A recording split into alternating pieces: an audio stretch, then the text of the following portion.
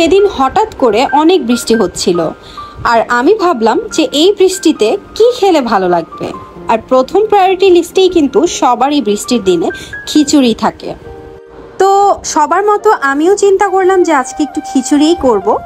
কিন্তু আমি দুপুরে বেশিরভাগই ভারী কিছু বা ভালো কিছু রান্না করি না, কারণ আমি একা লাঞ্চ করি, রাফ আর আমি। তো শর্টকাটে যেটা পারি সেটাই রান্না করি।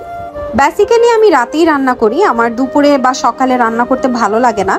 তো আমি সেদিন ভারী কোনো কিছুই করিনি, আমি জাস্ট আমার আগের দিনের করা ভর্তা ছিল সেটা দিয়ে খিচুড়ি খাবো আজকে। এই যে দেখতেই পাচ্ছেন আমি ভর্তাগুলো আমার প্লেটে রাখছি। সো আমি এখানে 3-4 রকমের ভর্তা নিলাম। আর এটা একটা আচার, যেটা আম্মু বানিয়ে দিয়েছিল। এটা একটা পেঁয়াজ আর রসুনের মিক্সড আচার, সম্ভবত এখানে আমও ছিল, মানে কাঁচা আম। এই আচারটা দিয়ে খিচুড়ি বা গরম ভাত অনেক মজা লাগে।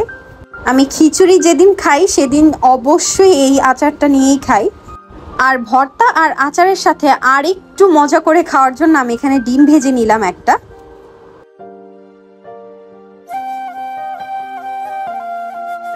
হঠাৎ করে কারেন্ট চলে গেছে, আর তখন আমার মনটা খারাপ হয়ে গিয়েছিল যে ভিডিওটা আর করতে পারবো না হয়তো।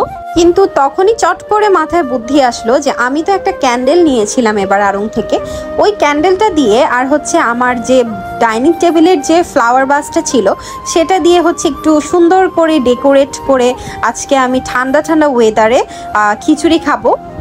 আমার কেন যেন মাঝে মাঝে এরকম সুন্দর করে পরিবেশন করে নিজে নিজে খেতে অনেক ভালো লাগে, যদিও আমি রকিকে নিয়েও মাঝে মাঝে এভাবেই খাই।